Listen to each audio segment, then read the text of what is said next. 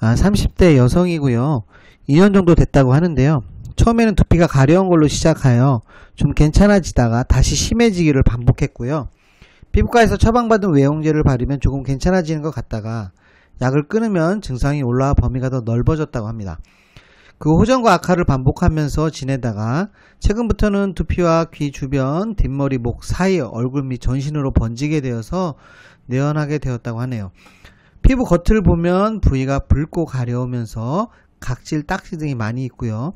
누런 딱지 때문에 냄새도 나고 탈모도 생겼다고 하네요. 자, 이분의 몸의 증상들 한번 볼까요? 이틀에 한 번 정도의 대변을 보며 변비기가 있다고 하고요.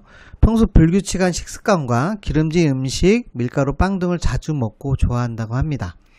더위를 타는 편이고 땀이 많고 오후에 얼굴로 열이 오르며 그 열감으로 붉어지기도 한다고 하네요.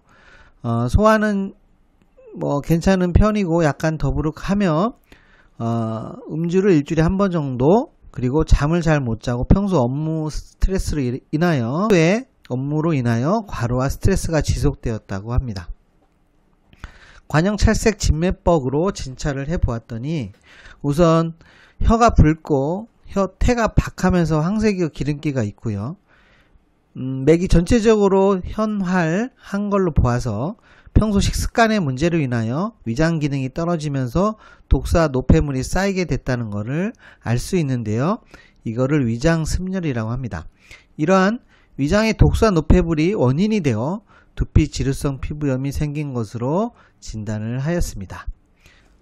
다시 처음에 1차 처방은 열로 인하여 피지 분비가 과다하게 분비되고 과로나 스트레스로 인하여 면역 기능이 저하되면서 두피 지루성 피부염의 원인이 됐기 때문에 우선 상체 열을 내려주기 위해서 양격 상어탕이란 처방에 생지형 양을 높이고 석고의 양을 20g 늘려서 처방을 했습니다. 자, 환자는 약 복용 후에 점차적으로 두피의 피부 상태가 호전되고 있어서 같은 처방을 2달 더 복용하였습니다. 그 후 3개월이 지난 후에 전체적으로 가려움, 각질, 열감 등이 줄어들었는데 최근에는 호전도가 약간 정체되는 것 같아서 환자의 관형 찰색 진맥을 다시 보니 아직 맥이 빠르면서 활하고 혀도 황색 태가 남아있는 것으로 보아서 몸속의 습열이 어느 정도 없어지다가 약기운이 약하면서 지금 정체되어 있다고 판단이 들었습니다. 그래서 습열을 더 빼주기 위해 기존 처방에 포공형과 복령, 목통, 차전자, 목타비, 적자각 등을 추가 가미하여 재처방하였습니다. 환자는 2차 처방을 한 달 더 복용한 이후 가려움이 없어지고 전체적으로 딱지도 사라졌으며 붉어지는 것도 없어졌습니다.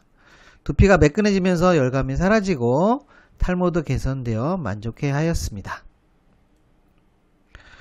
두피 지루성 피부염의 발생 기전에 대해서 한 번 더 보도록 하겠는데요. 오장육부의 장기 기능에 문제가 되면서 간이나 위장이나 신장, 대장, 심장에 열이 생기는 경우가 있습니다. 근데 이 열이 어떤 원인에 의해서 수승화관 기능이 안 되게 되면 그 열이 상승하면서 그 상승한 열이 두피 피지를 자극하면서 두피 지루성 피부염 증상을 일으키는 원인이 됩니다. 예를 들어 과로나 스트레스 또는 머리를 많이 쓰는 업무 등의 어떤 상황이 지속된다면 목이나 어깨 내 쪽으로 혈액이 몰리면서 두피 쪽으로 열이 상승하게 되는 것이죠. 그러다 보면 두피 주변의 피지를 자극하고 그 피지가 과다하게 분비되고 그 상태에서 세균이나 진균에 감염이 되거나 또는 피부의 면역 기능이 떨어져 있으면 두피 지루성 피부염이 생기게 됩니다. 자, 그 다음 두피 지루성 피부염 치료에 자주 쓰이는 4가지 처방을 한번 알아보도록 하겠습니다. 첫 번째, 곽향정기사는 위장 기능에 문제가 있는 사람에게 쓰는 처방인데요. 기름진 음식이나 매운 음식, 밀가루, 인스턴트 등을 즐겨 먹는 사람에게 위장과 대장에 습열이 생겼을 때 적합한 처방입니다. 위장에 습열이 있는 분들은 증상이 목이나 어깨, 팔다리, 무릎 등에 통증이 잘 생기고요.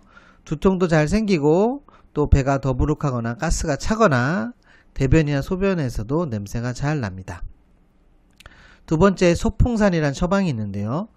소풍산은 중국의 외과정종회라는 문헌에 나오는 처방으로 혈액순환을 시키면서 열을 꺼주고 가려움을 없애주는 처방입니다. 맥이 빠르면서 혀가 붉고 누런 경우 전체적인 상체 열을 없애준다고 생각하고 처방을 하시면 됩니다. 하지만은 오장육부 기능이 현저하게 좀 떨어진 사람에게는 소풍산 처방은 효과가 많이 떨어지게 됩니다.